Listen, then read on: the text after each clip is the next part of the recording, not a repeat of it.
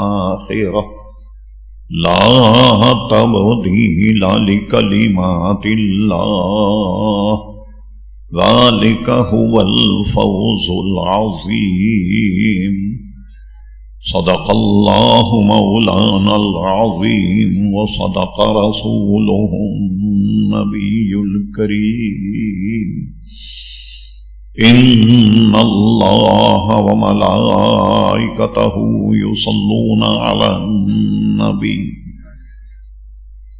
یا ایھا الذین آمنوا صلوا علیہ وسلموا تسلیما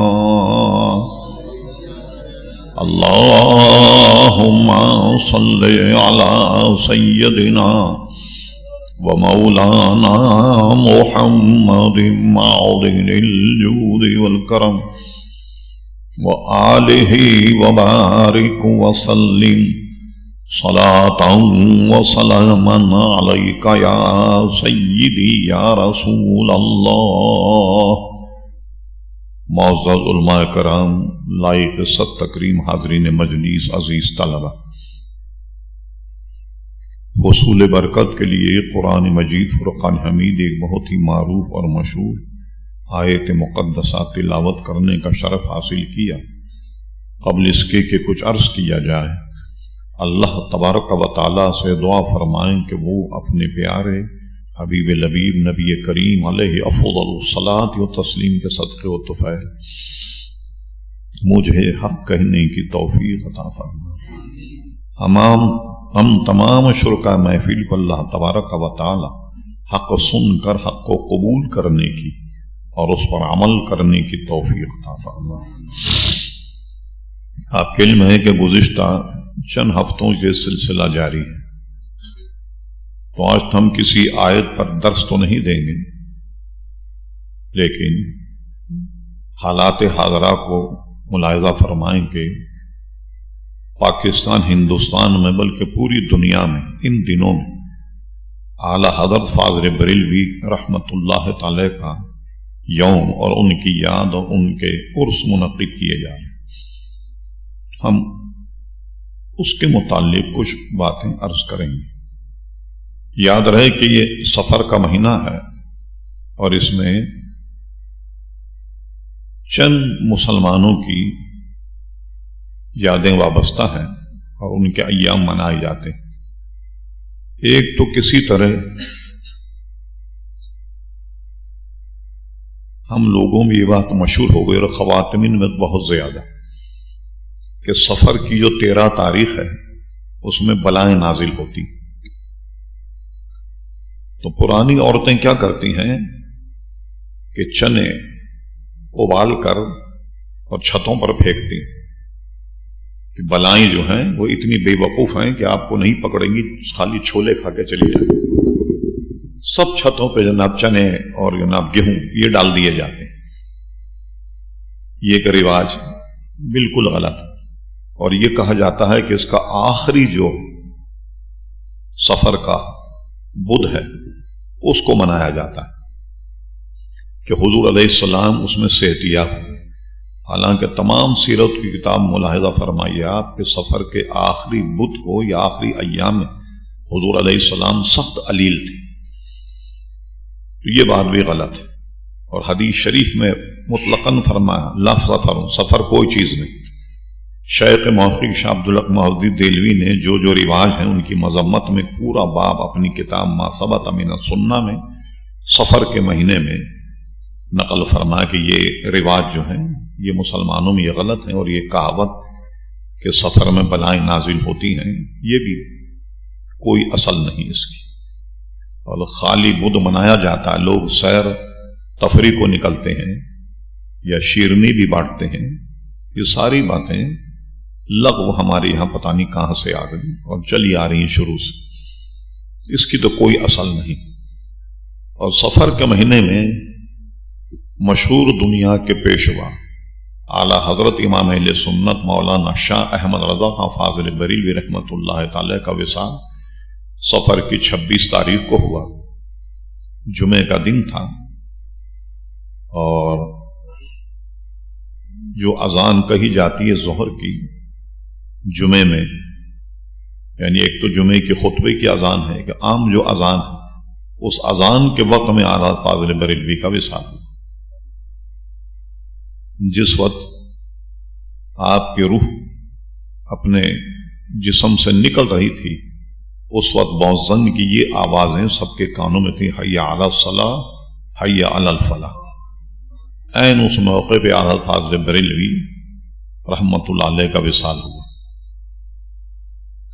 اور وصال سے قبل اعلیٰ حضرت نے اپنے بھتیجے مولانا حسن رضا خان صاحب کے صاحبزادے مولانا حسن رضا خان صاحب رحمۃ اللہ تعالی، جب میں 81 یا 82 میں بریلی شریف حاضر ہوا، ان سے میری ملاقات بھی ہوئی۔ ان کو بلا کر ایک پورا وصیت نامہ تحریر کرایا گیا، جو وصایا شریف کے نام سے مولانا حسن رضا خان صاحب کے نام سے وہ بعد میں پھر چھپا بھی۔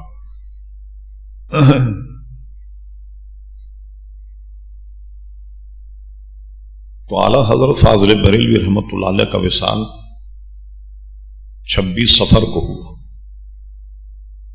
اور آپ کی ولادت جو ہے وہ 10 شوال عیسوی کے اعتبار سے 1856 ہجری کے اعتبار سے 1272، یہ آپ کی تاریخ پیدائش ہے۔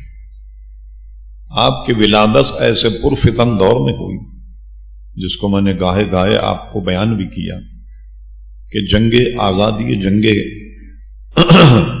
جو جہاد کا دور تھا، انگریزوں کے خلاف جہاد کا فتویٰ دیا تھا علماء نے، تو جگہ جگہ جنگ جاری تھی، اور انگریز نے تحریک کو طاقت کے بلبوتے پہ کچل دیا۔ تاریخ میں ہم نے پڑھا سقوط دہلی، جیسے کہ آپ جانتے ہیں، ابھی سنا ہوگا آپ نے خبروں میں سقوط ڈھاکہ، بے شمار آدمی اس میں جاں بحق ہوئے، شہید کیے گئے ہیں، زبان اور علاقے کی بنیاد پر کئی لوگوں کو قتل کیا گیا۔ اسی طرح جب مسلمان انگریزوں کے مقابل آئے، خود مسلمانوں نے مسلمانوں کی مخبری کر کے انہیں پکڑوایا، انہیں سزائیں دی گئیں، کالے پانی کی سزا، دریائے شور، اور بعضوں کو اپنے شہر میں جہاں کے مشہور عالم تھے وہیں انہوں نے سامان تیار کر کے انہیں وہاں پھانسی دی، جیسے حضرت علامہ مولانا کفایت علی کافی رحمۃ اللہ علیہ کو، یہ مراد آباد کے رہنے والے تھے، تو مراد آباد کے دربار بھرے بازار میں ان کو پھانسی دی گئی۔ اور یہ انگریز اس لیے کرتا تھا کہ لوگ اپنی آنکھوں سے دیکھیں، ہم سے بغاوت کا علم بلند نہ کریں، ان کو نصیحت ہو جائے کسی کو پھانسی لگتا ہوا دیکھ کر۔ بظاہر انگریز نے یہ جذبہ حریت مسلمانوں کے دلوں سے نکال دیا، کیا بلکہ کچل دیا۔ ایسے دور میں صف اول کے جتنے علماء تھے وہ سب کے سب یا تو شہید کر دیے گئے اور یا انہیں کالے پانی بھیج دیا گیا، دریائے شور۔ وہاں وہ قید و بند کی صحبتیں گزار رہے تھے، حبس دوام جس کو کہنے دوسری زبان میں عمر قید، جو زندہ رہے وہ عمر قید کی سزا گزار رہے تھے دریائے شور۔ اور یہ ایک مشہور جزیرہ ہے جو رنگون کے سمندر کے قریب کہیں ہوتا، یہاں سے پانی کے جہاز انڈیا سے ابھی بھی جاتے ہیں، دریائے شور۔ جعفر تھانسیری یہاں کا قیدی تھا، اس نے ایک جگہ لکھا کہ اس کو کالا پانی کیوں کہا جاتا ہے۔ وہ اس کی وجہ لکھتا ہے کہ عام سمندر کے نسبت یہ پانی بہت زیادہ گہرا ہے، تو گہرا ہونے کی وجہ سے پانی سیاہ نظر آتا، اس لیے مشہور ہو گیا کالا پانی۔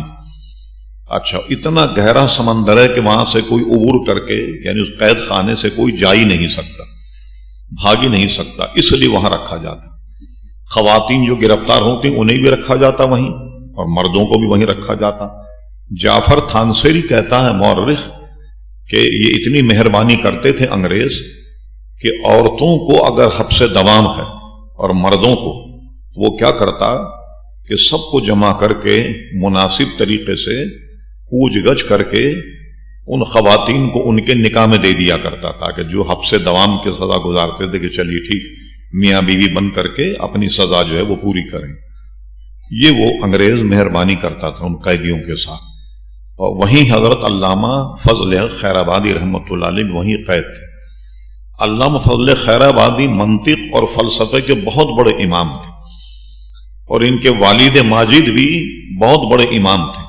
انہوں نے منطق فلسفہ اپنے والد گرامی سے پڑھا تھا جن کا نام تھا علامہ فضل امام خیر آبادی رحمۃ اللہ علیہ. غالب سے بڑے مراسم تھے، بلکہ تاریخ میں یہ بھی ہم نے پڑھا کہ مرزا غالب اپنے کلام کی تصحیح علامہ فضل خیر آبادی رحمۃ اللہ علیہ سے کروایا کرتا کہ دیکھیں اس میں ان اشعار، اور کہتے ہیں کہ علامہ فضل خیر آبادی کی تحریک پر ہی غالب نے اپنا دیوان مرتب کیا.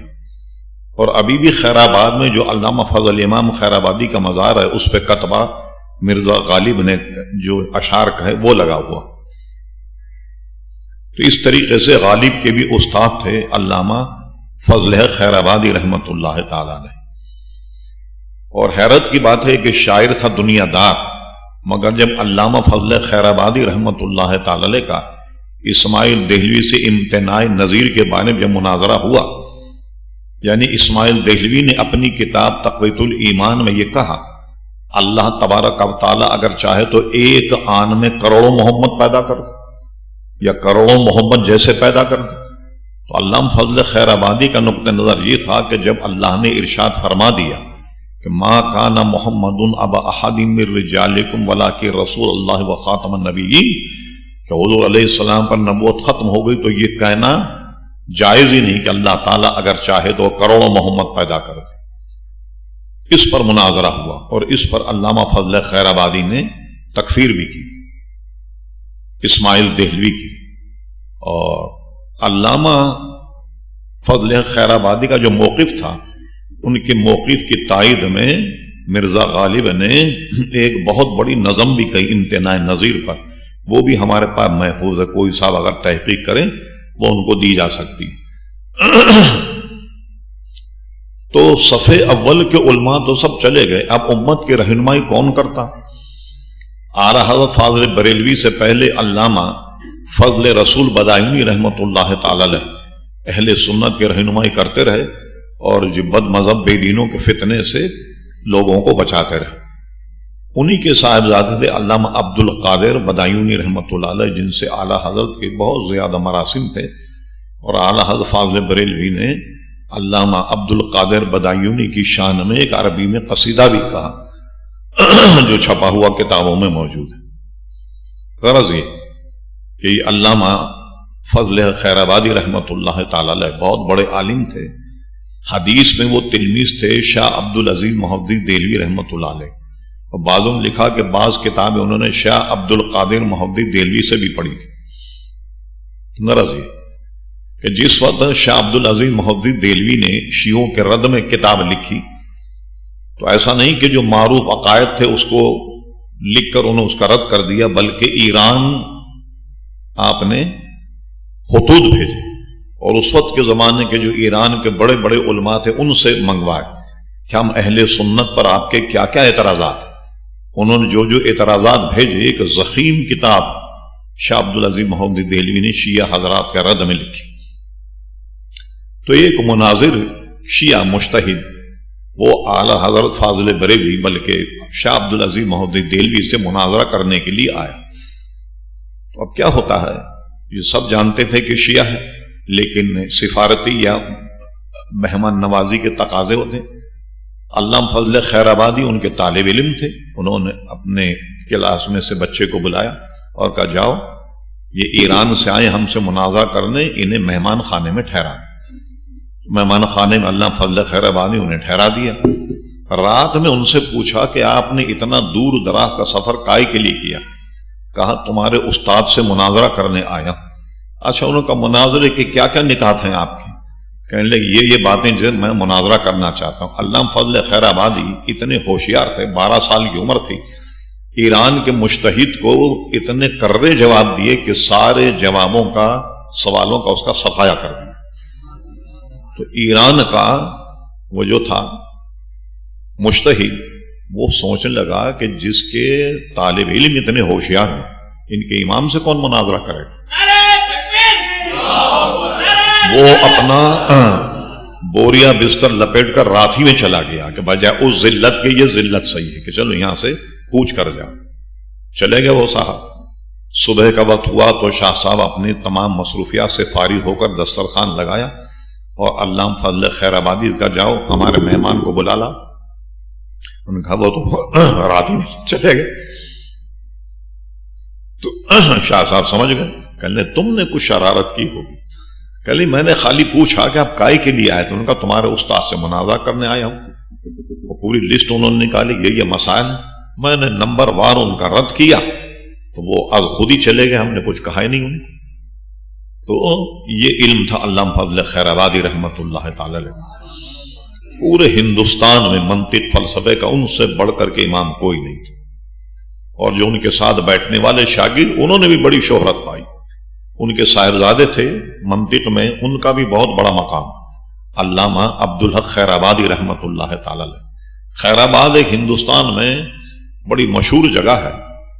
اور علامہ فضل خیر آبادی رحمت اللہ علیہ بہادر شاہ ظفر کے زمانے میں جس کو آج ہم لوگ کمشنر کہتے ہیں تو دہلی کے کمشنر تھے. ہرچند کہ ان کے والد کہتے رہے کہ سرکاری ملازمت مت کرو مگر انہوں نے دہلی کی کمشنری قبول کر لی. اس زمانے میں فتح و عالمگیری کے اعتبار سے فیصلے کیے جاتے فقہ حنفی پر. اللہ فضل خیر آبادی بہت بڑے علامہ تھے اور قاضی بھی تھے تو سارے فیصلے علامہ فضل خیر آبادی کے کورٹ میں ہوتے. اور اس طریقے سے انہوں نے بہت نام کمایا پورے ہندوستان. شاگرد بھی ان کے کہیں نکلے اور شاگردوں کا سلسلہ اتنا بڑھا کہ اگر آپ حضور مفتی اعظم ہند رحمت اللہ علیہ کی سند تلاش کریں تو اس میں بھی علامہ فضل خیر آبادی رحمت اللہ علیہ آتے ہیں. یعنی منطق کے اعتبار سے ایک شاخ جو ہے وہ بریلی شریف میں بھی ہے علامہ عبدالحق خیر آبادی رحمت اللہ علیہ کی. ایک مرتبہ لطیفہ یہ ہوا بہت بڑے نواب تھے رامپور کے نواب صاحب نے اعلیٰ حضرت کے خسر سے رابطہ کیا کہ میں آپ کے داماد کی دعوت کرنا چاہتا ہوں. اعلیٰ حضرت بہت کم جایا کرتے تھے کہیں دعوتوں میں. ایک تو ایک علمی مصروفیات بہت زیادہ تھی لیکن انہوں نے بڑی سفارشیں لڑائی اور بڑی انہوں نے خوشامد کی کہ آپ لائیے کسی طرح. تو اعلیٰ حضرت ان کی دعوت میں چلے گئے.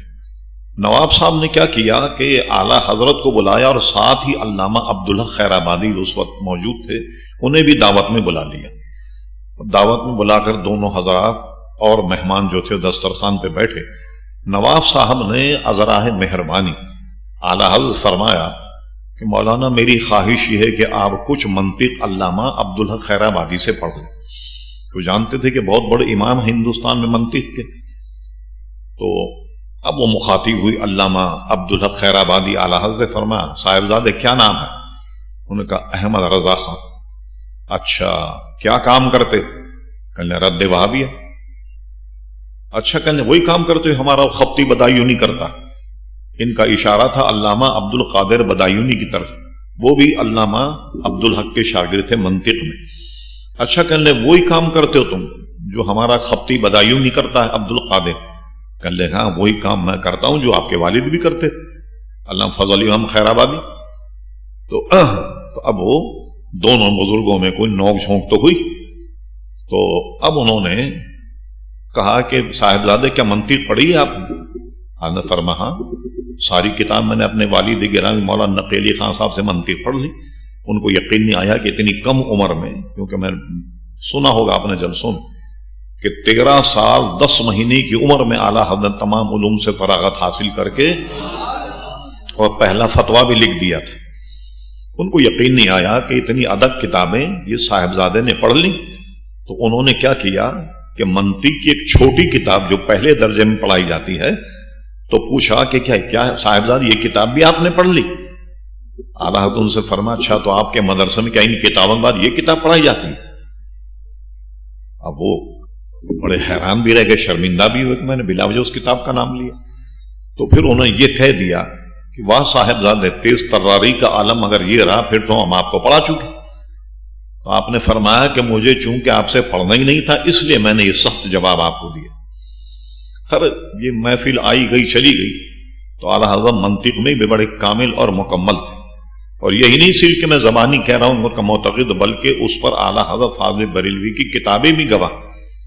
کوئی علم ایسا نہیں جس پر اعلیٰ حضرت فاضل بریلوی نے کتابیں نہ لکھی ہوں۔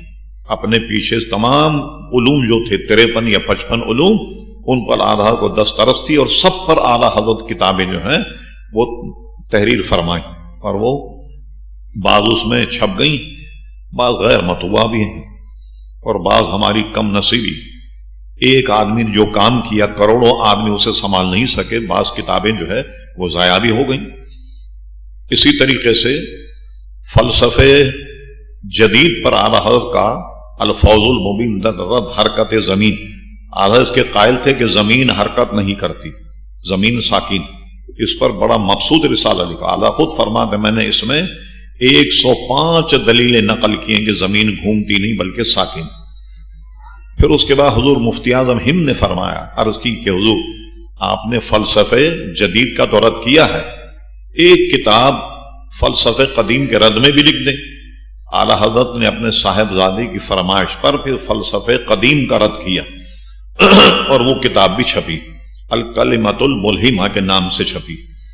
وہ ہمارے پاس بڑی پرانی رکھی ہوئی تھی، تو حادثہ ہمارے ساتھ یہ ہوا کہ ایک بنارس کے صاحب دارالامجدیہ میں مہمان ٹھہرے جو ہندوستان کے کاتب تھے، تو مفتی ظفر علی صاحب نے مجھ سے بلا کر کہا کہ یہ غریب آدمی اور کتابت اچھی جانتے ہیں، تو آپ کوئی لکھنے کا کام ہو تو ان سے لے لیں۔ میں نے انہیں بلا لیا اپنے یہاں میمن مسجد مصلح الدین گارڈن، اور وہ کتاب ان کو نکال کر دی۔ میں نے کہا یہ کتاب کی آپ کتابت فرما دیں، اور یہ چھپی تھی سب سے پہلے میرٹھ میں مولانا سید غلام جیلانی رحمۃ اللہ علیہ، جن کا لقب تھا صدر العلماء، پہلے انہوں نے چھاپی تھی۔ وہ ظاہر اتنی ادھک کتاب تھی کہ مولانا غلام جیلانی رحمۃ اللہ علیہ کی قیادت میں چھپی، ورنہ اس کا چھپنا ممکن نہیں تھا۔ ہم نے اس کے صفحے ان کو دے دی 40، ہم نے کہا یہ لیجیے، اس کو کتابت کر کے لے آئیں، اور کہتے ہیں کہ جناب وہ کتابت کے لیے وہ دیا، اور ہم نے نقد انہیں 700 روپے دے بھی دی، تو بیل بھی گیا اور رسی بھی گئی، واپس ہی نیا بندے خدا۔ مفتی صاحب نے کہا کہ یہ کراچی میں ہے، بیچاروں کا خرچہ پانی نکل جائے گا، آپ دے دیتا، ہم نے دے دی۔ اس سے ہم نے اندازہ لگایا کوئی اہم کتاب کاتب کو دینے سے پہلے اس کی فوٹو کاپی کرا لینی چاہیے تاکہ کتاب ضائع نہ ہو جائے۔ یوں وہ کتاب ہم سے ضائع تو ہو گئی۔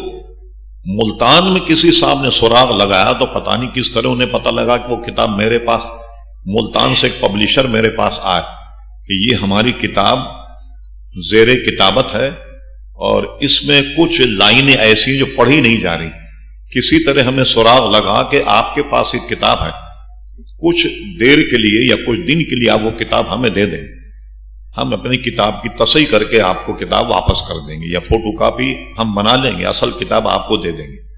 تو میں نے ان سے کہا بھائی ہماری کتاب کے ساتھ تو یہ حادثہ ہوا، لہذا آپ ذرا ہوشیار رہیے، کسی ایسے کاتب کو دیں جس پر آپ کو مکمل اعتماد ہے، ہماری تو ضائع ہو گئی کتاب۔ غرض یہ،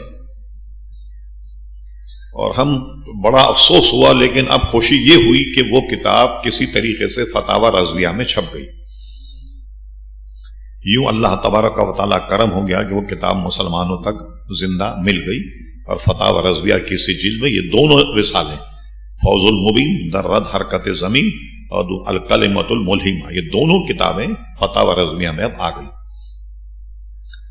اس سے ایک تو یہ بتانا مقصود تھا کہ صف اول کے علماء جب دنیا سے چلے گئے تو اب اہل سنت کی رہنمائی کون کرتے؟ اعلیٰ حضرت فاضل بریلوی نے کی، اور ان کے دونوں صاحبزادے بڑے قابل ترین تھے، اپنے والد گرامی سے پڑھا تھا۔ مولانا حامد رضا خان صاحب رحمۃ اللہ علیہ بڑے مکمل عالم تھے، جن کا لقب حجت الاسلام رکھا تھا علماء نے۔ پھر اس کے بعد مفتی اعظم ہند، یہ 18 سال چھوٹے تھے حضرت مولانا حامد رضا خان صاحب۔ ان کی جب ولادت ہوئی تو اعلیٰ حضرت اپنے بھائی، اپنے بڑے صاحبزادے کو بلایا اور کہا حامد میاں آپ میری مصروفیات تو جانتے ہیں، یہ آپ کے حوالے کیے جاتے ہیں، آپ ان کو پڑھائیے۔ حضور مفتی اعظم ہند کو بھی حجت اسلام مولانا حامد رضا خان صاحب جو ان کے بڑے بھائی تھے، بڑے شوق اور ذوق کے ساتھ انہوں نے پڑھایا، اور کچھ دن پڑھانے کے بعد جب دیکھا کہ انہوں نے 3 سال کی عمر میں ناظرہ قرآن مجید ختم کر لیا تو سمجھ گئے کہ صاحبزادے بڑے ہونہار، ان کو اگر پڑھایا جائے تو یہ بہت کام کریں گے۔ چنانچہ بڑی دل جمعی کے ساتھ حجت اسلام نے اپنے چھوٹے بھائی کو پڑھایا، اور بھی آراز فاضل بریلوی چند اساتذہ جو تھے وہ متعین کر دیے تھے مفتی اعظم ہند کو پڑھانے کے سلسلے میں۔ ایک صاحب تھے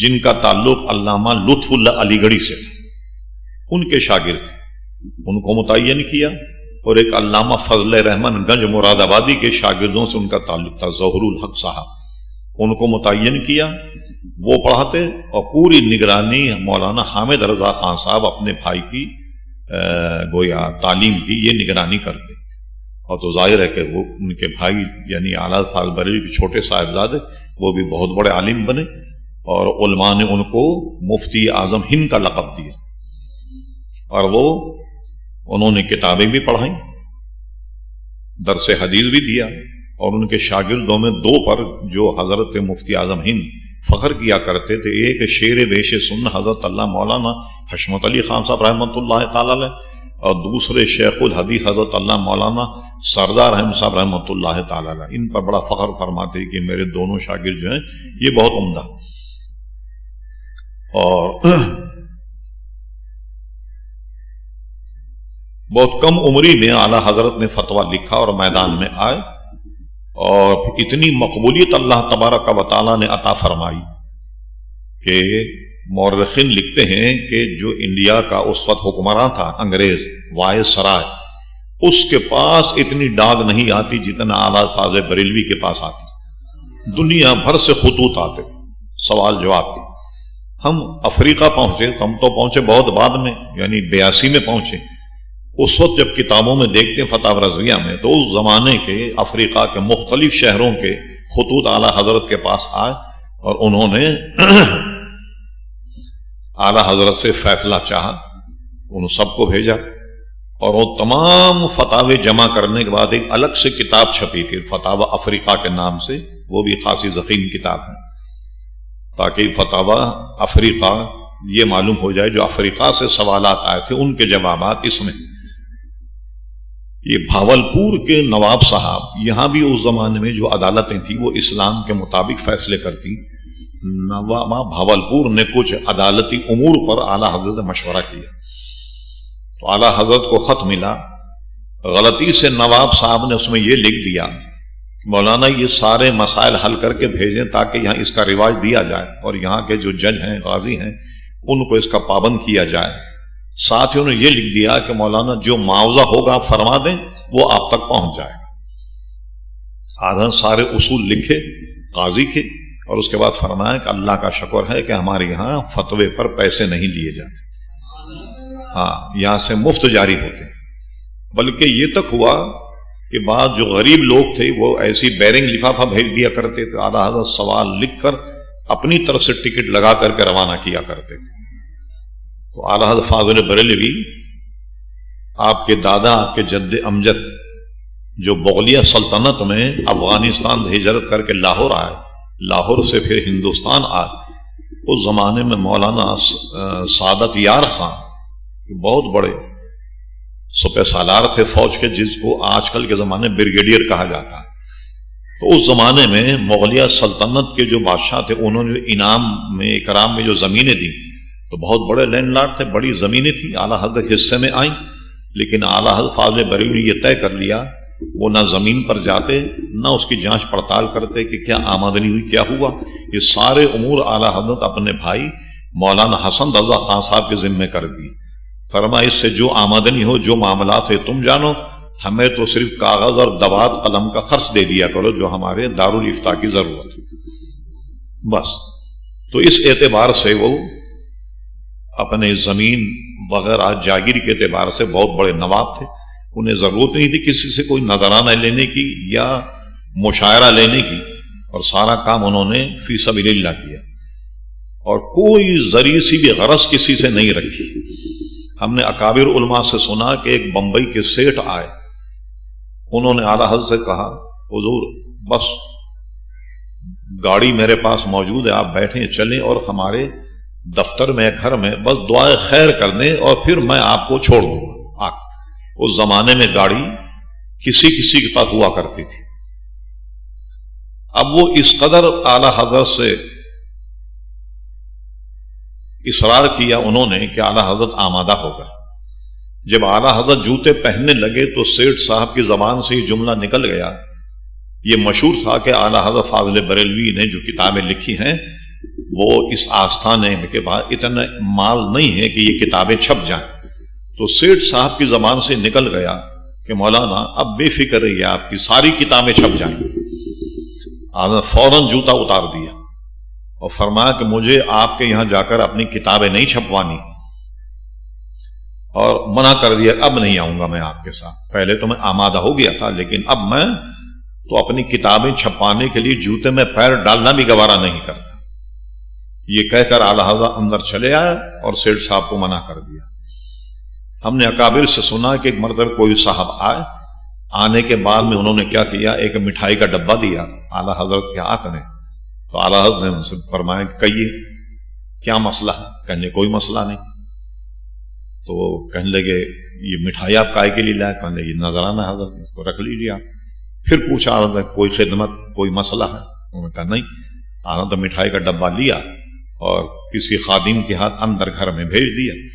مٹھائی کا ڈبہ تو گھر میں چلا گیا، تو انہوں نے بعد میں کہا حضور ایک بخار کا تعویذ چاہیے۔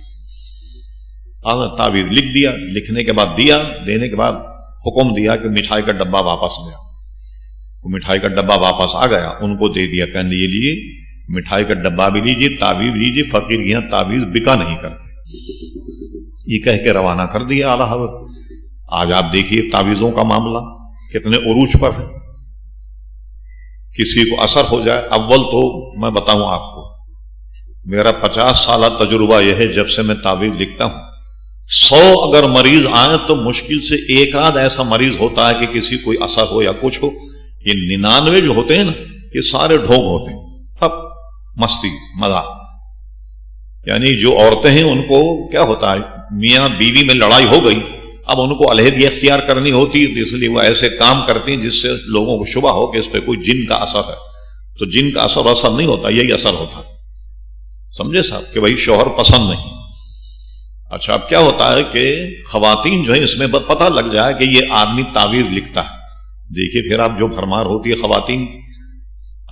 حد ہوئی کہ میں ایک کانفرنس میں لندن گیا، ختم نبوت کانفرنس تھی برمنگم میں، تو جہاں میں ٹھہرا وہ ہمارے خالہ زاد بھائی تھے، ضیاء المصطفیٰ صاحب، ہماری جو خالہ ہیں وہ بھی اس زمانے میں لندن میں تھیں، عطا المصطفیٰ کی والدہ جو فیصل آباد کے عطا المصطفیٰ۔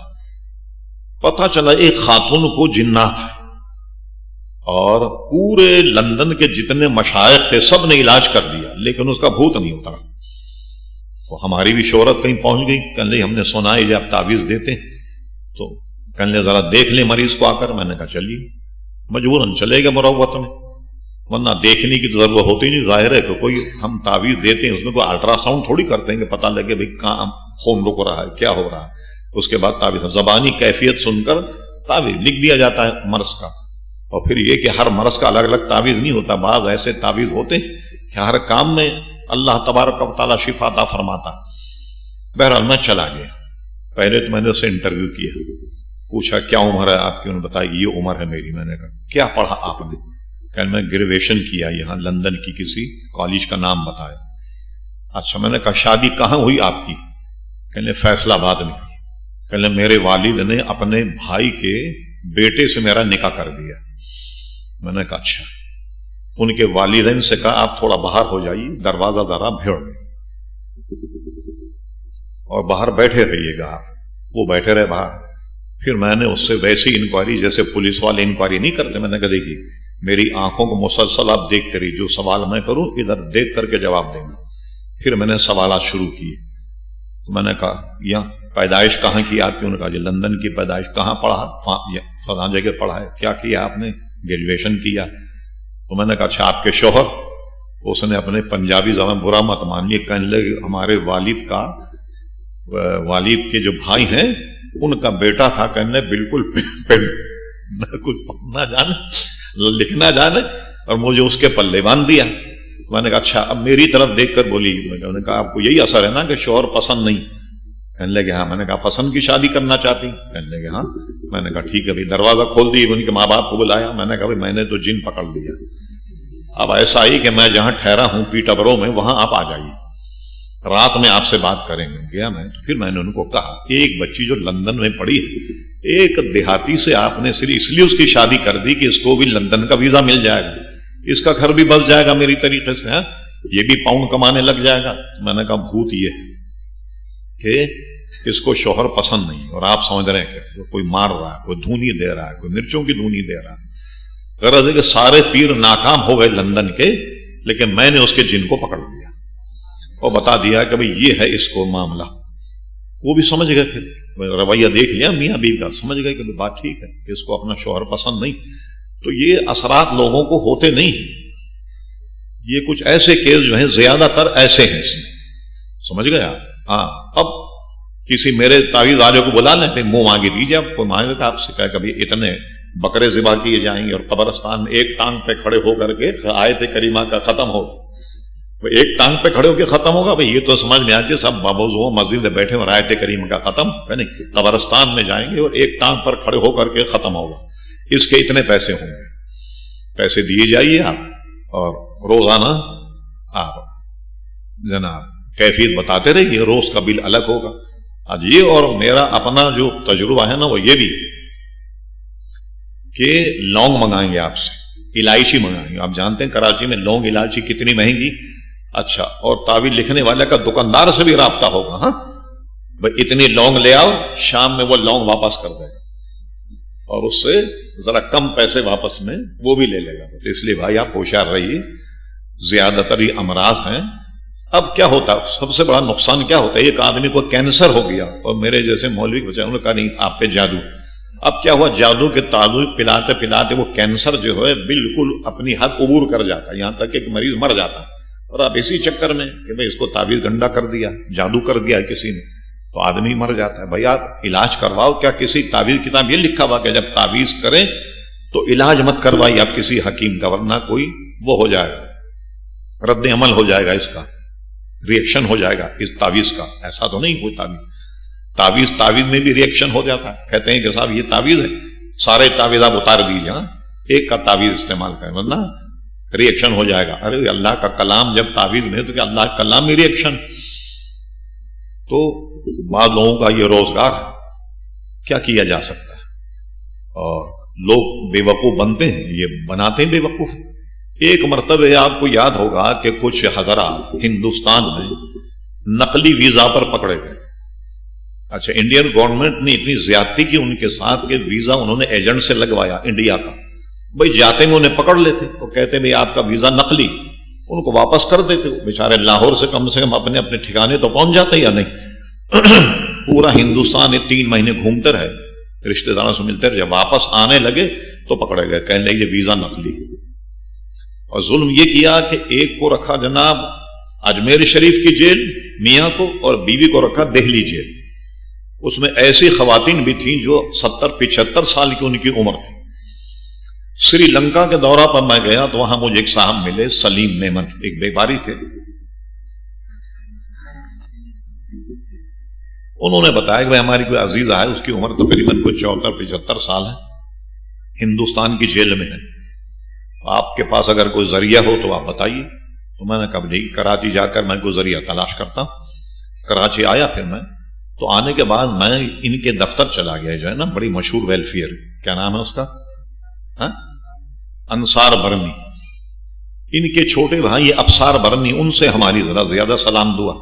میں ان کے پاس گیا, میں نے کہا بھئی یہ معاملہ ہے. انہوں نے ذکر تو کیا, کہنے بھی مسئلہ یہ ہے کہ ان کے پاس سب کے پاس نقلی ویزا تھا. انہوں نے ایجنٹوں سے لگوایا, ایجنٹوں نے پیسے کھا لی اور ویزا نقلی لگایا. انڈیا نے ان کے ساتھ یہ زیادتی کی کہ جب واپس آنے لگے تو بتایا کہ آپ کا ویزا نقلی. لیکن پھر بہرحال انصار برنی نے, ان لوگوں نے ہندوستان سے مذاکرات کیے, معاملات کیے, اور کسی طرح چند مہینے باغ دھوڑ کے بعد وہ سارے حضرات جو تھے وہ چھوٹ گئے. ابصار برنی کے پاس میں بیٹھا ہوا تھا, اس نے ایک بہت بڑا البم نکالا تصویروں کا. سارے پیروں کی بتائی اس نے کہ یہ دیکھیے یہ نیو کراچی کا پیر ہے، یہ لانڈی کا پیر ہے، یہ کورنگی کا پیر ہے، اور یہ اورنگی کا پیر ہے۔ بتایا کہ جناب وہ 1.5 من گلاب کے پھول منگاتا تھا، اور چاروں طرف اس کے پھول بچھے ہوئے، بیچ میں وہ بیٹھا ہوا انتر جنتر کر رہا۔ تو ایک آدمی کا کیا خرچ ہوگا صاحب؟ 1.5 من اگر گلاب کے پھول لائے۔ سارا اس نے مجھے بتایا، کہنے لگے یہ دیکھیے کیا کیا ہو رہا ہے کراچی میں۔ 2 کو تو میں نے سخت طریقے سے سمجھایا، سارا ریکارڈ اس نے نکال کر بتایا، جیسے کہ شادی بیاہ میں البم بناتے ہیں ویسے البم اس نے بنا کے رکھی تھی، اور سب دکھایا کہ یہ دیکھیے کیا کیا ہو رہا ہے یہاں۔ اچھا، ہندو جو تھے وہ بھی سادھو اپنے مندر میں بیٹھ کر وہ کرتے، اور یہاں بھی آپ دیکھ لیں بعض عاملوں کے نام لکھے ہوئے دیواروں پر، نام سے پتہ لگتا کہ یا تو عیسائی ہے یا ہندو ہے، فلاں مسیح، یہ رام اور وہ رام، اور مسلمان وہاں پہنچ جاتے ہیں تعویذ کرنے کے لیے، علاج کرنے کے لیے۔ تو مسلمانوں کے ان ساری چیزوں سے بچنا چاہیے۔ سب سے پہلے تو جو کام کریں یہ دیکھیں کہ ہمارے وہ اسلام، قرآن و سنت کے خلاف تو نہیں، ہرگز وہاں قدم مت رکھیے۔ ایک خاتون آئی، جب میں تعویذ لکھتا تھا بیٹھ کر اپنے گھر میں جوڑیا بازار، تو پریشان تھی، اس کو گھر نہیں مل رہا تھا۔ اب دیکھیے لوگ کتنی آخرت کو بھول جاتے ہیں۔ تو اس کے یہاں جھاڑو لگانے کو ہندو عورت آتی تھی، اب وہ تعویذ بھی لیتی رہی، دعا بھی کراتی رہی۔ تو ایک دن اس نے اپنے جھاڑو لگانے والی عورت سے کہا کہ بھئی دیکھو میں بہت پریشان ہوں، تم ایسا کرو کہ جب پوجا کرنے کے لیے آؤ تو اپنے رام سے کہنا کہ مجھے مکان مل جائے۔ اپنی غرض حاصل کرنے کے لیے ہندو اور عیسائی تک بھی لوگ پہنچ جاتے ہیں، اور جو وہ کہیں کلمات وہ کہلاتے۔ آپ کو یاد ہوگا، پڑھے لکھے حضرات تو دیکھا ہوگا، ایک پوسٹر لگتا ہے یہاں سال 2 سال میں پورے شہر میں، عیسائی پادری آتا ہے، وائم سے گراؤنڈ میں اجتماع کرتا ہے، اور اس کا دعویٰ یہ ہے کہ کہیں بھی تکلیف وہ دم کر دے تو تکلیف دور ہو جاتی ہے۔ ایک مرتبہ میں کینیا گیا تو وہاں بھی میں نے دیکھا پورے نیروبی میں پوسٹر لگے ہوئے تھے اس عیسائی پادری کے۔ پھر میں نے تحقیق کی یہ پادری کون ہے، میں اس سے ملا جائے۔ خیر ملنے میں تو میں کامیاب نہیں رہا، ایسے ایسے لوگوں سے رابطہ کرنا چاہیے تھا مجھے اس سے ملنے کے لیے، جس سے میں مناسب نہیں سمجھتا کہ رابطہ کیا جائے۔ بہرحال میں نے پھر تحقیق شروع کی، 1-2 ایسے مریض پکڑے جو وہاں علاج کرا کے آئے تھے، نفسیاتی مرض بھی ہوتا ہے نا کچھ۔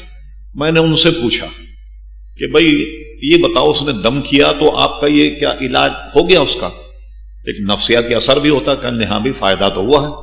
میں نے کہا میں نے ایک خفیہ بات سنی ہے، وہ بتاؤ حلفیہ، کہ دم کرنے سے پہلے وہ کیا پڑھواتا ہے؟ کہنے دم کرنے سے پہلے وہ اس بات کا اقرار کراتا ہے، کہو کہ عیسیٰ علیہ السلام اللہ کے بیٹے، یہ اقرار کرواتا ہے، اور یہ کہو کہ حضرت مریم جو اللہ کی بیوی، یہ اقرار کروانے کے بعد دم کرتا ہے وہ۔ اور نفسیاتی اثر ہے، لوگ کہتے ہیں بھی تکلیف کم ہو گئی، اور اتنا رش لگا ہوتا ہے کہ آپ کو تعجب ہوگا کہ بڑے سے بڑا کوئی ہمارا عالم وہاں بیٹھ جائے شاید اتنا رش نہیں ہوگا دم کرنے کے لیے جتنا وہ رش لگاتا ہے۔ یہی نہیں، دنیا بھر میں، کینیا میں ٹوٹے پڑ رہے ہیں لوگ، جا رہی ہیں عورتیں سے دم کروا رہی ہیں، اور وہ خبیث آپ کا ایمان چھین رہا، اور پھر بھی جاتے ہیں۔ اچھا، حکومت بھی ہماری بالکل خاموش بیٹھی ہوتی ہے، حالانکہ یہ چاہیے ہماری حکومت کو کہ ایسے لوگوں پر پابندی لگائے جو لوگوں کو اسلام سے محروم کرے اور دم کرا کر ان کا علاج کر رہا ہے۔ کیا ایسے کلمات کہلائیں، اور کیوں کہے آدمی ایسے کلمات جس سے ایمان ہی جاتا رہے؟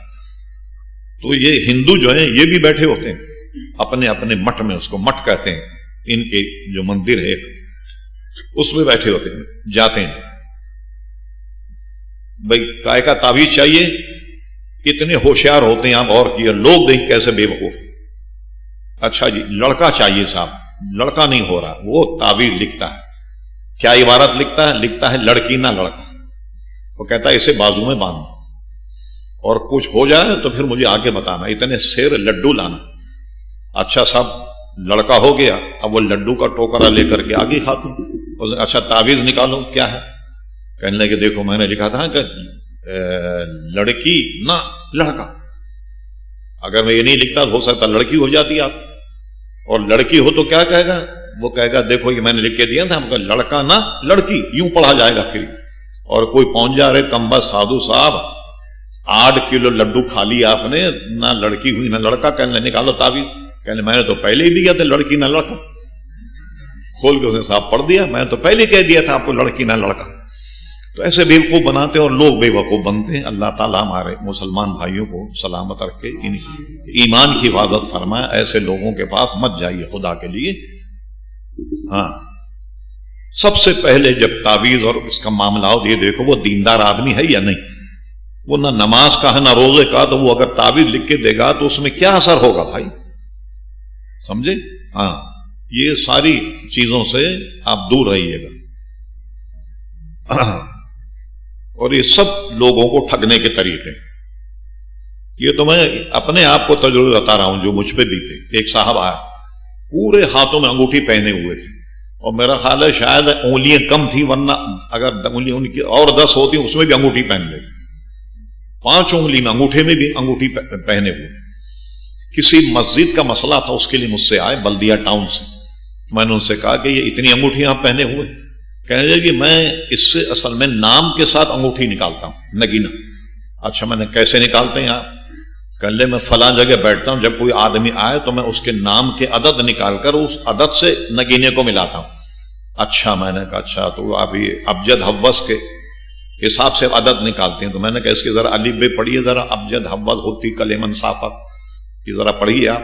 اس بیچارے کو تو ہند سے کیا الف بے نہیں آتی تھی, کہاں سے نگینے کا نگینہ کہنے مولانا بس پیٹ چل رہا, گزارا ہو رہا.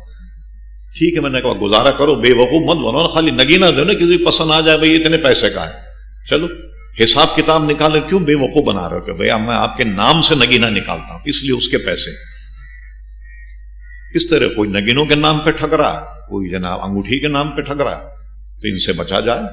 ہاں ہمارے یہاں مشائخ میں اعلیٰ حضرت فاضل بریلوی رحمۃ اللہ علیہ کے تعویذ ہے, وہ بھی دین اور تاریخ میں لکھا جاتا ہے. یہ بھی یاد رہتا ہے, کئی تعویذ ایسے ہیں کہ جو چڑھتے ہوئے چاند میں لکھے جائیں, غروب آفتاب کے وقت لکھے جائیں. وہ وقت ایسا ہوتا ہے کہ اس میں وہ تعویذ لکھا جائے جو انگوٹھی میں لگایا جاتا ہے. جو ہمارے یہاں میمن مسجد کوری گارڈن کے گیٹ پر 1-2 لڑکے بیٹھے ہوتے ہیں, مگر یہ اپنے نہیں بناتے بلکہ بریلی شریف سے منگواتے ہیں اور یہاں وہ بیچتے ہیں. لوگ میرے پاس آ جائیں کہ وہ تعویذ ہمیں چاہیے, آپ کا پتہ لکھ. میں نے کہا دیکھیے بھائی کوئی کام میں تعویذ کا پیسوں کا نہیں کرتا, جہاں وہ دکان ہے وہاں جاؤ اور وہاں سے لو چلے جاؤ. ورنہ آپ جاؤ کہ شاہ صاحب سے تعویذ لے کر آئے, اتنے روپے کا تعویذ ہے. میں نے کہا مجھے تو معاف کر دیں آپ, جہاں دکان ہے وہاں سے لے لیں. یہ سلسلہ ایک عام چل نکلا ہے اور بڑے لوگ پریشان ہیں. تو جو اصل کام کرنے والے ہیں وہ بھی ہیں, یہ بات نہیں کہ جو متقی ہیں پرہیزگار ہیں اور وہ کوئی دعا تعویذ دیں تو اللہ تبارک و تعالی ان کے دعا تعویذ سے اس کا اثر بھی ہوتا ہے اور لوگوں کو فائدہ بھی ہوتا ہے. ایک مرتبہ فاروق لغاری صاحب جب صدر بنے تو ان سے ہمارے علماء کی ملاقات تھی. ہم ان سے ملنے کے لیے گئے تو وہ 2 سابق گورنر جو تھے وہ انتظار میں تھے, ان کو بھی وقت دیا تھا فاروق لغاری. اس میں حکیم سعید تھے اور ابراہیم جی تھے, یہ بیٹھے تھے. حکیم سعید صاحب سے طب کے معاملے میں گفتگو ہوئی. کچھ ہم نے ان سے پوچھا بھی کہ بھئی آپ کیا نئے نئے فتوے دیتے ہیں, کبھی آپ کہتے ہیں گائے کا گوشت حرام ہے, یہ کہاں سے آپ نے نکالا گائے کا گوشت حرام ہے؟ کہتے ہیں بھئی گائے اللہ تعالیٰ نے پیدا کی دودھ کے لیے کہ دودھ پیا جائے, تو آپ اس کو ذبح کر کے گوشت کھاتے ہیں. کبھی کہتے تھے قربانی معاف ہے. کیوں معاف ہے صاحب؟ کہنے لگے جی ہم مقروض ملک ہیں لہذا قربانی معاف ہوگی. میں نے کہا سبحان اللہ, آپ عمرہ کر کے آئیں اور قوم کو قربانی معاف کر رہے ہیں. ایک دم نے ٹیلی فون کرنے سے ٹائم لیا ملاقات کا. ہم نے کہا ہمارے علماء اہل سنت کا ایک وقت آپ سے ملنا چاہتا ہے.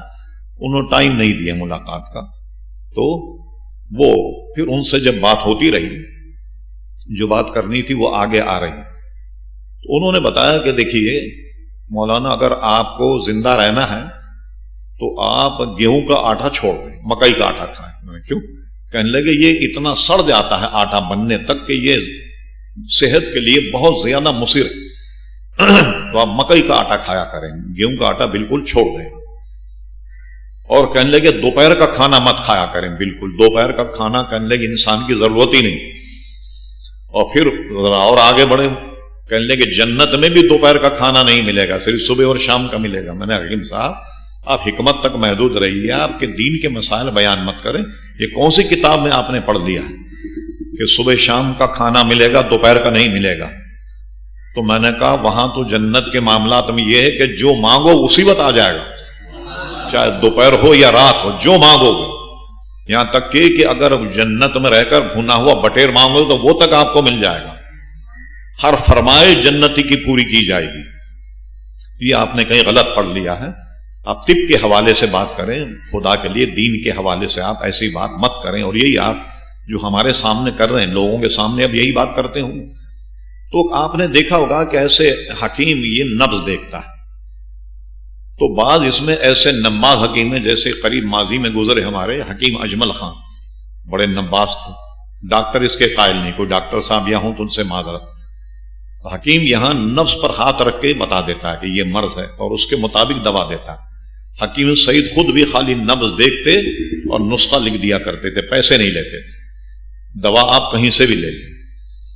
ایک حکیم صاحب جن کی ہم نے زیارت کی ہے، سول اسپتال کے سامنے بیٹھتے تھے، ان کا نام تھا مشتاق احمد صاحب دہلی، حیدری دواخانہ نام تھا، لکھا ہوا تھا۔ وہ ایسے نباز تھے کہ کبھی کبھی میں چلا جاتا تھا ملنے کے لیے، پیر صاحب بھی تھے وہ، اور لوگوں کی مدد بھی کرتے، غریب آ جائے تو اس سے پیسے نہیں لیتے اور اس کو دوا دیا کرتے اور مہینوں اس کا علاج کرتے اور پیسے نہیں لیتے، اور ویسے بھی کوئی غریب آ جائے تو اس کی امداد کیا کرتے۔ تو میں نے کہا بھائی دیکھیں میں تو کوئی مریض نہیں ہوں، میں تو ایسے ہی آ گیا ہوں آپ کی زیارت کرنے کے لیے، ویسے آپ برکت کے لیے مجھے برکت ہو جائے، نبض دیکھنا چاہیں آپ تو دیکھ لیں۔ فرمایا کوئی بیماری نہیں ہے تو کیوں نبض دکھا رہے؟ ہاں میں نے کہا مجھے کوئی بیماری الحمدللہ نہیں۔ میں نے دیکھا ایک صاحب آئے، ان کی نبض دیکھی، اب بزرگ تھے وہ، 111 سال کی عمر میں انتقال ہوا اور چشمہ نہیں لگاتے تھے، 111 سال کی عمر۔ میں نے دیکھا ان کی نبض دیکھی اور ایک تھپڑ مار ان کا، میں نے منع کیا تھا مچھلی نہیں کھانا، کمبخت مچھلی کھا کے آیا جب دوا نہیں دوں گا تمہیں۔ اب وہ معافی مانگ رہا کہ نہیں صاحب غلطی ہو گئی۔ دوسرا مریض آیا، اس کے نفس پہ ہاتھ رکھا، میں دیکھ رہا تھا کیا حشر ہوتا ہے۔ اب نفس پر ہاتھ رکھو، ایک تھپڑ مار کر آم کھانے کی منع کیا تھا میں نے، آم کھا کے آیا۔ وہ کہنے خود مجھے دیکھ کہ میں نے 60 سال ہو گئے نمک نہیں کھایا، 60 سال سے نمک نہیں کھایا۔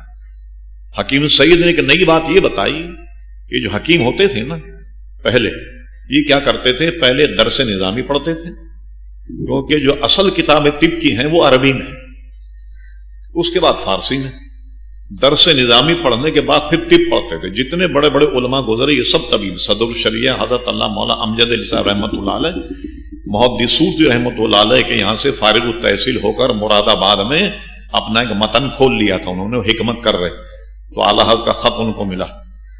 اعلیٰ حضرت نے بریلی طلب کیا کہ فتاوے اتنے آتے ہیں کہ اتنا وقت نہیں ہوتا، آپ آ کر کے ایک معاون مفتی کا ایک عہدہ ہے ہمارے یہاں، اس پہ آپ آن کر کے بیٹھ جائیں۔ تو ان کو آنے میں دیر ہو گئی تو اعلیٰ حضرت دوسرا خط لکھا، فرمایا کہ پھر آپ ایسا کریں کہ یہ بتا دیں کہ آپ اپنے مطلب میں کب تک ہوتے ہیں، اس لیے میں نے یہ ارادہ کیا کہ خود آپ سے آن کر مراد آباد میں ملوں۔ یہ خط جب صدر الشریعہ کو ملا تو فوراً وہ گاڑی میں بیٹھ کر سیدھے بریلی شریف آ گئے، اور وہ فرماتے میں نے دیکھا ایک بہت دبلا پتلا آدمی بیٹھا ہوا، چاروں طرف کتابوں کا انبار لگا ہوا، اور جب انہوں نے خطوط کی ڈاک میرے سامنے رکھی ایک ڈھیر لگا ہوا تھا۔ کہنے لگے مولانا یہ حال ہے، آپ ایسا کریں کہ اپنی مصروفیت چھوڑ کر کے یہاں آ جائیے اور یہ کام پھر آپ کریں، مجھے سوال سنائیں، میں جب املا کروں تو آپ اس کو لکھ دیا کریں۔ چنانچہ پھر یہ ہوا کہ صدر الشریعہ نے کہا کہ میں نے کہا اس شخص کی ضرور مدد کرنی چاہیے، تو میں پھر بریلی شریف آن کر رہ گیا اور میں نے مطلب بند کر دیا۔ میں سوال سنا تھا تو اعلیٰ حضرت فاضل بریلوی اس کا جواب لکھواتے، اور صدر الشریعہ فرماتا میں نے کمال یہ دیکھا کہ ایک سوال میں نے پڑھ کر سنایا، جواب کی انہوں نے ایک لائن لکھوائی، اور لکھوانے کے بعد میں جب دوسرا پڑھنے لگا تو اعلیٰ حضرت نے کیا کہ فرما نہیں وہی سنا جو پہلے سنایا تھا، اس کو میں نے اس کے بعد سے سنایا تو اعلیٰ حضرت کے ذہن میں وہ مضمون تھا پرانا کہ میں نے کیا لکھوایا، پھر اس کے بعد کا املا اعلیٰ حضرت فرماتے۔ اس طریقے سے وہ املا لکھا کرتے تھے اور پورے فتاوے میں مولانا امجد علی صاحب رحمۃ اللہ علیہ سناتے بھی تھے اور لکھتے بھی تھے۔ یہی وجہ ہے کہ بہار شریعت کے غالباً تیسرے حصے میں مولانا امجد علی صاحب کی تعریف بھی کی کہ فقہ جس کا نام ہے، تفقہ جس کا نام ہے، وہ آدمی مولانا امجد علی صاحب رحمۃ اللہ علیہ میں دیکھے گا آن کر۔ اسی وجہ یہ ہے کہ یہ فتاوے سناتے ہیں اور لکھتے بھی۔ اعلیٰ حضرت کے بارگاہ میں ایک خاصا ترجمہ صدر الشریعہ بدو طریقہ مولانا امجد علی صاحب رحمۃ اللہ علیہ کو ہو گیا تھا. تو اتنے فتاوے، اتنے سوالات آتے آ رہے فاضل بریلوی کے کہ آپ دیکھیں گے آج فتاوی رضویہ تقریباً 30-32 جلدوں میں ہے. یہ اللہ کی مہربانی ہوئی کہ اپنے وقت پر وہ چھپ گئی اور آپ کے فتاوے ضائع ہونے سے بچ گئے، اور کسی کو منع نہیں کیا. اعلیٰ حضرت کا علم دیکھیے، کوئی مسئلہ کتنا ہی اہم ہو، اگرچہ اس کا دارالفتاء سے تعلق بھی نہیں ہو، لیکن اعلیٰ حضرت فاضل بریلوی جملہ علوم کے استاد تھے، اور حالانکہ اس یونیورسٹی میں انہوں نے نہیں پڑھا، مگر اللہ تبارک و تعالیٰ نے وہ علوم انہیں عطا فرمایا کہ لوگ فتوا دیکھ کر کے دنگ رہ جاتے. اب مجھے بتائیے کہ یہ کیا دارالفتاء سے پوچھنے کا مسئلہ؟ کسی نے پوچھا کہ حضرت پانی کا رنگ کیسا ہے؟ لکھا اعلیٰ حضرت فاضل بریلوی نے فرما پانی کا رنگ سیاہ،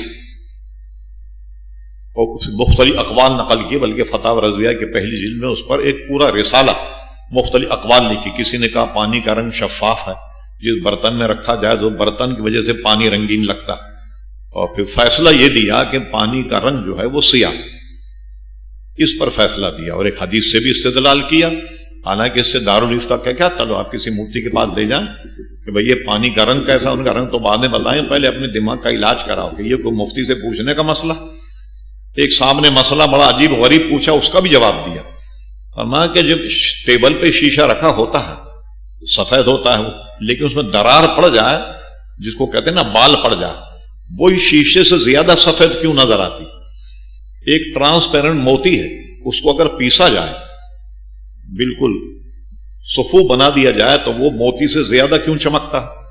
یہ دارالفتاء کا مسئلہ نہیں تھا، لیکن اس کو بھی جواب دیا اور مطمئن کر کے جواب دیتے تھے اس کو. تو یہ 5ویں جلد فتاوی رضویہ کی جو آج سے 10-15 سال پہلے چھپی تھی لاہور سے، اس کے مقدمے میں ایک بڑا مقالہ ہے مفتی سید شجاعت علی قادری صاحب کا.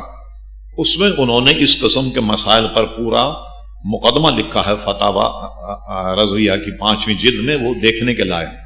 ایسے ایسے مسائل کے جس کا تعلق دارالفتاء سے ہے، لیکن اعلیٰ حضرت نے ان کا بھی جواب دیا.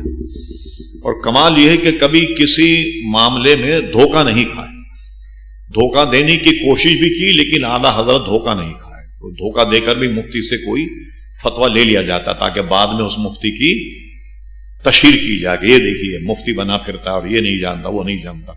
حالانکہ علماء نے اس کو حرام لکھا کہ کوئی آدمی کتاب میں کوئی مسئلہ دیکھے، دیکھنے کے بعد ایک عالم سے امتحان کے طور پہ وہی مسئلہ پوچھے کہ دیکھیں مولانا کتنے پانی میں.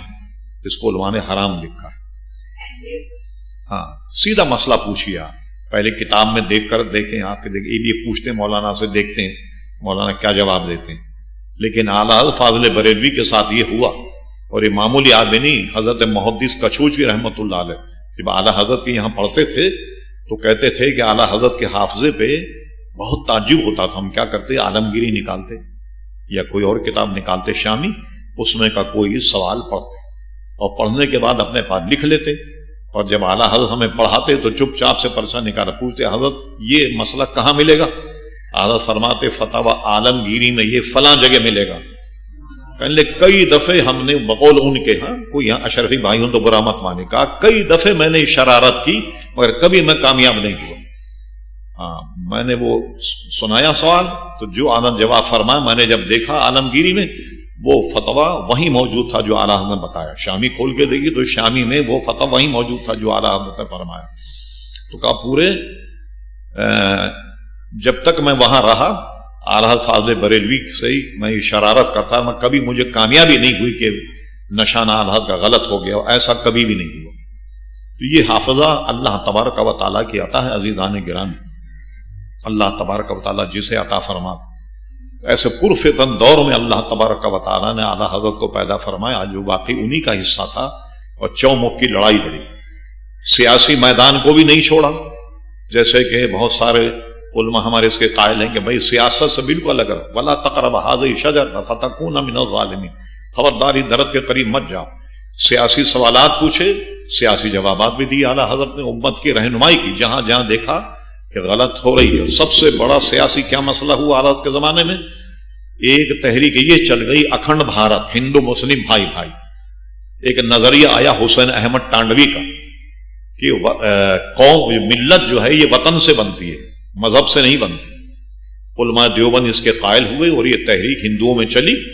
انہوں نے کیا کیا کہ اکھنڈ بھارت کا ایسا نعرہ لگایا کہ ہندو مسلم بھائی بھائی، اور یہاں تک ہوا عزیزان محترم کہ آپس میں شادی بیاہ ہونے لگ گئے ہندو اور مسلمانوں، اور اتنی مربت انہوں نے ہندوؤں کے ساتھ کی اس کو راضی کرنے کہ گاندھی کو پکڑ کر ممبر رسول پر لا کر بٹھایا۔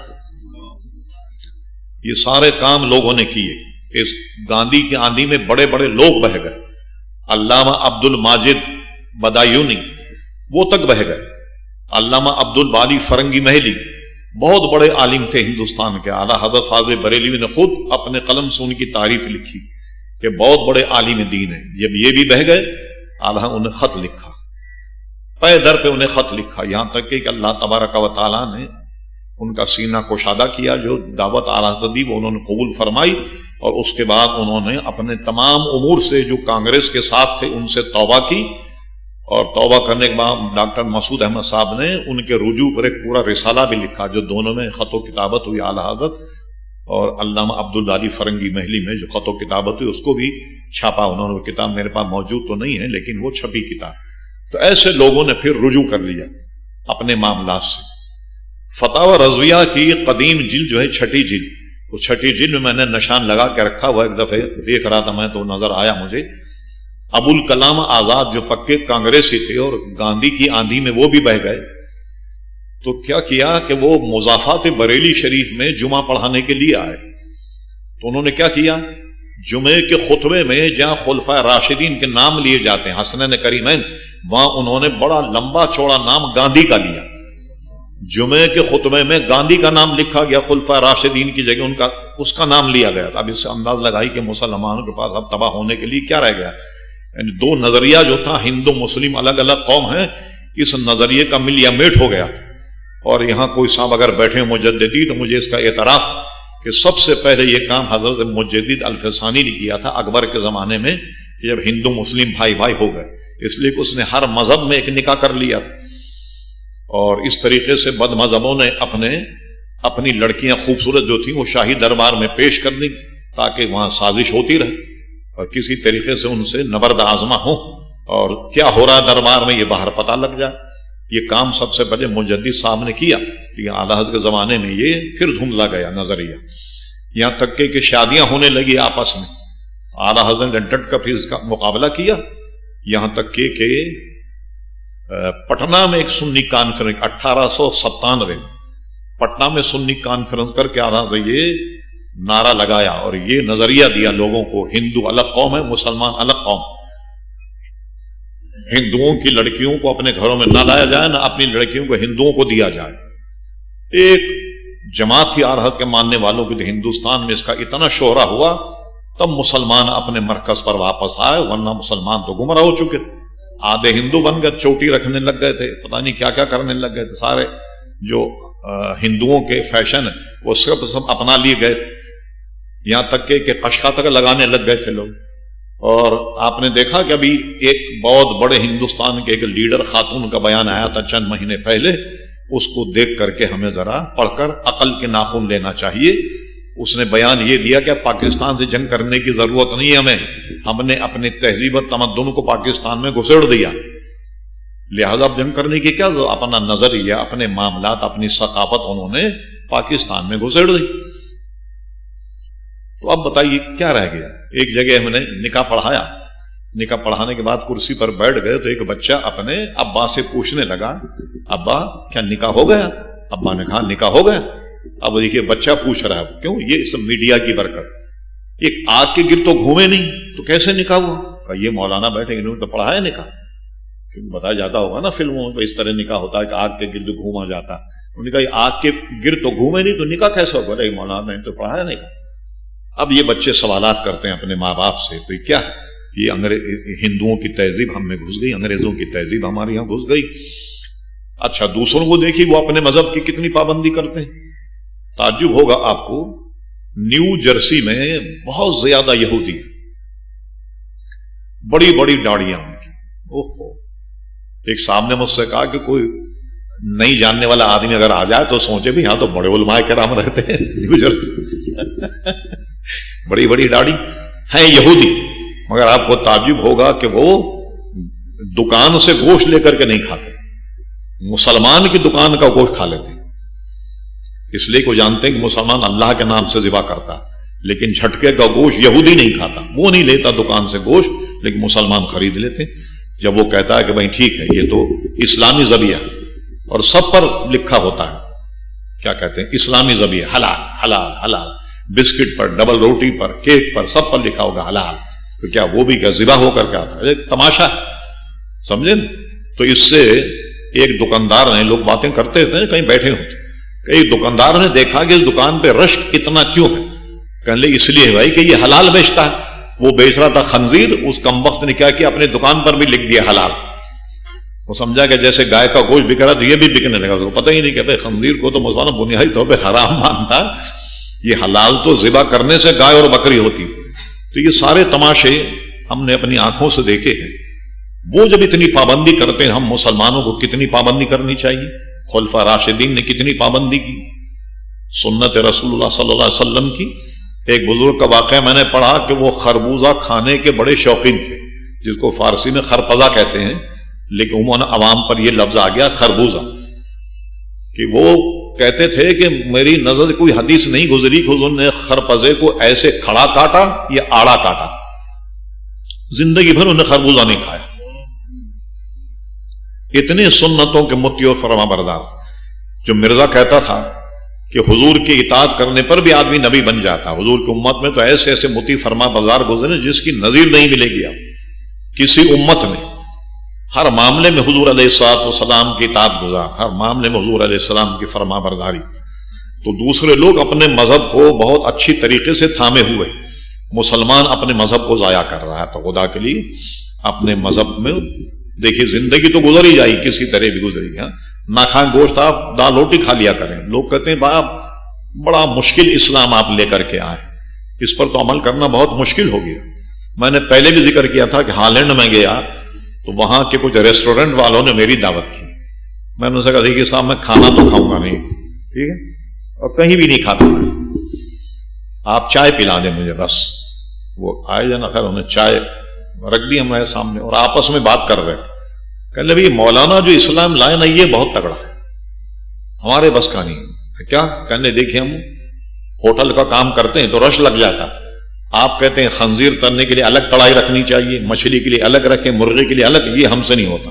ہم کیا کرتے ہیں، خنزیر بھی اسی کڑھائی میں تل دیتے ہیں اور مرغی بھی اسی تلائی میں، مچھلی بھی اسی کڑھائی، اور پھر سنیے تلنے کے بعد بھی تیل ضائع نہیں ہوتا، کہنے پھر یہ تیل نکال کر کے ہم ایک ٹین میں رکھ دیتے ہیں، کریم اور بنانے والے جو یہ ہم سے تیل لے جاتے ہیں، جو کریم ملتے ہیں نا یہ بیوٹی پارلر والا، اس میں بھی ایک عنصر اس حرام کا ہوتا ہے۔ اگر آپ دیکھیں باہر ملکوں میں اسلامک سوسائٹی والوں نے بڑی بڑی لسٹیں چھاپی ہیں، اس پر وہ نشانات بنے ہوتے ہیں، کچھ نمبر پڑے ہوتے ہیں، اس نمبر کی کریم استعمال نہ کی جائے، اس نمبر کی ڈبل روٹ استعمال نہیں کی جائے کہ یہ مشتبہ ہے، یہ میڈیکل استعمال نہیں کیا جائے۔ گولیوں کے ڈبے پر بھی وہ لکھے ہوتے ہیں عدد، اس کے ایک کاپی ہم سفر کرتے ہیں تو اپنے پاس رکھ لیتے ہیں۔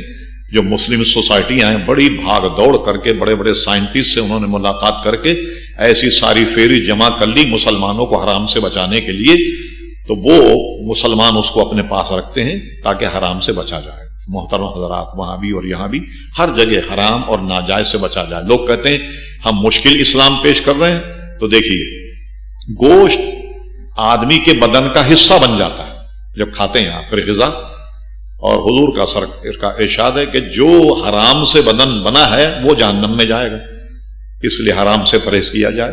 حرام سے مراد سود، گوشت اور یہ ساری چیزیں جو ہیں یہ حرام، ان سب سے پرہیز کیا جائے اور حلال اختیار کیا جائے۔ ٹھیک ہے کچھ کم کھا لیجیے آپ، یا کچھ مہنگی چیز لینی پڑ جائے آپ کو تو اس کو برداشت کر لیں آپ، مگر اس کام کو مت کریں آپ۔ ہاں، بینکوں کے سود سے، بینکوں کے منافع سے اور دیگر ایسی کمپنیاں جو ہیں ان سے ہر مسلمان کو بچنا چاہیے۔ تو میں بتا رہا تھا اعلیٰ حضرت فاضل بریلوی نے مذہبی میدان میں بھی سب کا مقابلہ کیا اور سیاسی میدان میں بھی مقابلہ کیا، یعنی وہ سیاست جو مسلمانوں کو گمراہ کر رہی ہو اس سے مسلمانوں کو بچایا۔ یہ اعلیٰ حضرت فاضل بریلوی کا کارنامہ. اور ایک اور کارنامہ یہ ہے کہ قرآن مجید فرقان حمید پر انشاءاللہ ہم کسی تفصیل سے بات کریں گے. سارے نوٹس ہم لکھ کر کے لائیں گے کہ اس زمانے میں جو ترجمے چھپتے تھے بڑی عجیب و غریب قسم کے اس میں غلطیاں تھی، فحش. اور اعلیٰ فاضل بریلوی نے مولانا امجد علی صاحب رحمۃ اللہ کہنے پر قرآن مجید فرقان حمید کا اردو میں بہترین ترجمہ کیا، جو کنز الایمان کے نام سے ساری دنیا میں چھپتا. اس کا ترجمہ جو ہے وہ ہندی میں بھی ہو گیا، اردو میں تو کیا ہی تھا. ایک علامہ مولانا محمد رحیم سکندری صاحب پیر جو گوڑ، پیر پگارا صاحب کا گوڑ جو اس میں ایک بہت بڑا دارالعلوم ہے، دارالعلوم جامعہ راشدیہ، اس کے شیخ الحدیث مولانا محمد رحیم سکندری صاحب، انہوں نے سندھی میں بھی ترجمہ کیا، پشتوں میں بھی ترجمہ ہو رہا. بنگال میں گیا 4-5 سال پہلے تو بنگلہ زبان میں بھی کنز الایمان کا ترجمہ ہو رہا، تاکہ اس کو پڑھ کر کے آدمی کا ایمان تازہ ہو جائے. تو ترجمہ اگر آپ پڑھیں تو کنز الایمان پڑھیے آپ، اور اس پر ہم ایک پورا تقابلی جائزہ جو ہے وہ کسی وقت میں ایک اتوار ہم اسی پر بیان کریں گے، کنز الایمان کی خوبیوں پر اور تراجم جو ہیں ان سے کیوں بچا جائے. اس کو ہم خالی زبانی نہیں بلکہ بڑے دلائل سے انشاءاللہ تبارک و تعالی سے بیان کریں گے. تو حضرت فاضل بریلوی رحمۃ اللہ علیہ 26 صفر عین جمعے کے وقت میں جب اذان ہو رہی تھی تو حضرت کا وصال ہوا، اور وصال ہونے پر حضرت فاضل بریلوی نے املا کروایا کہ یہ کرو کہ میرے انتقال کے بعد کیا ہونا چاہیے. ایک تو وصیت یہ کی کہ میرے انتقال جب دفنا دیا جائے 3 دن تک قبر کے قریب تلاوت قرآن مجید کی جائے. اور یہ جملہ لکھا کہ نیا گھر ہے، ہو سکتا قرآن کی تلاوت سے دل لگ جائے. یہ جملہ لکھا اور فرمایا کہ سنو جب جنازہ اٹھے تو خبردار میری شان میں کوئی منقبت مت پڑھنا، کوئی میری شان میں قصیدہ مت پڑھنا. اور ہم نے تو دیکھا کہ آج کل لوگ اپنا قصیدہ خود لکھ دیتے ہیں کہ بھائی نعت خوانیوں ذرا یہ قصیدہ تم پڑھنا، اور جو قصیدہ پڑھا جائے تو مریدین جو ہے نظارانوں کا ڈھیر لگا دیتے ہیں. ہمارے پیر صاحب کی تعریف ہو رہی، جتنے صیغے نبی کریم علیہ الصلوۃ والسلام کے لیے ہیں وہ سب اپنے پیر کے لیے استعمال ہو جاتے ہیں، سمجھے. اور نعت خوانوں کا مزہ اس میں، اگرچہ زبان یہ کہتا ہے کہ ہمیں دنیا کی دولت نہیں چاہیے، مدنی والے کی نظر کرم چاہیے، بظاہر تو یہ کہتا رہتا ہے لیکن نوٹ سمجھتا رہتا ہے. ہاں، ان میں مجھے غرض نہیں کہ وہ کیا کلام پڑھ رہا. ہمیشہ بزرگوں کا کلام پڑھو. یہ آج کل نئے لوگ جو ہیں یہ نہ انہوں نے اردو ادب پڑھا ہے، نہ اردو ادب سیکھا ہے، نہ کسی سے اصلاح لیتے ہیں. بڑے بڑے شعرا اپنے سے سینئر جو شاعر ہوتا اس کی اصلاح لے اس سے اصلاح لیا کرتے. جیسے مولانا حسن رضا خان صاحب رحمۃ اللہ علیہ اپنے بڑے بھائی مولانا حضور اعلیٰ حضرت فاضل بریلوی سے اصلاح لیتے اپنے کلام کی، اور استاد داغ دہلوی بہت مشہور شاعر تھے اس زمانے کے، ان سے اصلاح لیتے. تو بغیر اس کے کام نہیں ہوتا. یہ علوم ایسے عادات نے فرمایا کہ نعت کہنا تلوار کی دھار پہ چلنے کے مترادف ہے. ادھر گیا تو الوہیت میں پہنچا، ادھر گیا تو توہین رسالت میں، دونوں طرح نقصان. تو یہ کام آدمی اگر نہیں جانتا زبردست اس کو جاننے کی کوشش مت کیجیے گا. اور بعض شعرا جو ہیں وہ لوگ استعمال کرتے ہیں کیونکہ وہ ادب نہیں پڑھا. ایک تو عالم نہیں ہوتے شعرا، بڑی فیض غلطیاں ہو جاتی ہیں. ایک دفعہ ہمارے استاد حضرت علامہ اظہری صاحب رحمۃ اللہ علیہ کے جلسے میں تھے، کسی نے یہ نعت پڑھ دی، ایسا عاشق کوئی نہیں ہے جیسے حق تعالیٰ. فوراً علامہ اظہری صاحب نے ڈانٹ کر کے بٹھا دیا. فرمایا تم نے کوئی عاشق یا عشق کا فلسفہ پڑھا ہے؟ لغت میں کس کو کہتے ہیں؟ ارے عشق اور عاشق اس کو کہتے ہیں جو اپنے محبوب کے یاد میں جلتا اور کڑتا. اللہ تبارک و تعالیٰ تو اس سے پاک، کوئی اور نعت سنا. تو یہ نعت چلتی رہی ایک عرصے تک، ایسا عاشق کوئی نہیں ہے جیسے حق تعالیٰ.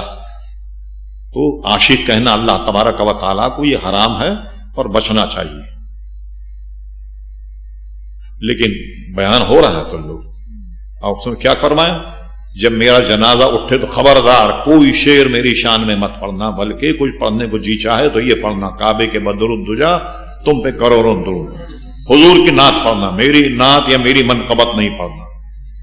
تو اس قدر محتاط زندگی اعلیٰ حضرت نے گزاری. تقوی پرہیزگاری اعلیٰ حضرت فاضل بریلوی آپ کے ساتھ بیٹھنے اٹھنے والے بتاتے ہیں کہ اعلیٰ حضرت تقوی پرہیزگاری شریعت استقامت دیکھنے سے صحابہ کرام کو دیکھنے کا شوق پیدا ہوتا تھا کہ جب 1400 برس کے بعد ایک آدمی کا یہ حال ہے تو صحابہ کا کیا حال ہوگا. کوئی اطاعت و فرما برداری مگر ایک عاقب بندہ اندیش نے اس کو یہ بنا کر کے کتاب میں ترمیم کر دی اور چھاپ بھی دی کہ اعلیٰ حضرت فاضل بریلوی کو دیکھنے والے کہتے ہیں جب میں نے مولا احمد رضا خان کو دیکھا صحابہ کرام کو دیکھنے کا شوق ہمارے دلوں سے اٹھ گیا. حالانکہ عبارت یہ نہیں، عبارت یہ تھی کہ اعلیٰ حضرت کو دیکھنے سے صحابہ کو دیکھنے کا شوق بڑھ گیا کہ وہ کیسے ہوں گے جو حضور کی اطاعت کرتے ہیں.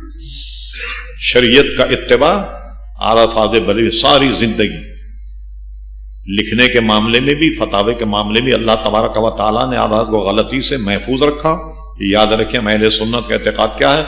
انبیاء اور فرشتے یہ غلطیوں سے معصوم ہیں، اور علماء اور اکابر اور اولیاء جو ہیں یہ گناہوں سے اللہ تبارک و تعالیٰ ان کو محفوظ رکھتا. تو اعلیٰ فاضل بریلوی ان میں سے ہیں جن کو اللہ تعالیٰ نے خطاؤں سے اور گناہوں سے محفوظ رکھا. ساری زندگی بہت اچھی اور صاف ستھری گزاری. یہی وجہ کہ آج تک اعلیٰ فاضل بریلوی کا نام ہے کہ دنیا مانتی. ایک بہت بڑے علامہ گزرے، علامہ عبد المصطفیٰ اعظمی ہندوستان کے. ہمارے علامہ عبد المصطفیٰ اظہری صاحب کے ہم سبق تھے، نام دونوں کا ایک تھا، دیکھنے میں بھی دونوں ایک جیسے ہی تھے. تو انہوں نے اپنی کتاب معمولات ابرار میں ایک جگہ لکھا کہ عرب دنیا کے علماء جو سنی ہیں وہ کہتے ہیں کہ مولانا احمد رضا خان صاحب تو حق کی علامت بن گئے. جب کوئی ہندوستان سے ہم سے ملنے کے لیے لوگ آتے ہیں ہم ان کے سامنے مولانا احمد رضا خان صاحب کا ذکر کر کے ان کا چہرہ دیکھتے ہیں کیسا، اور ان کے چہرے پر مسکراہٹ ہو، چہرہ کھلکھلا جائے تو ہم سمجھ جاتے ہیں کہ یہ اپنا سنی بھائی.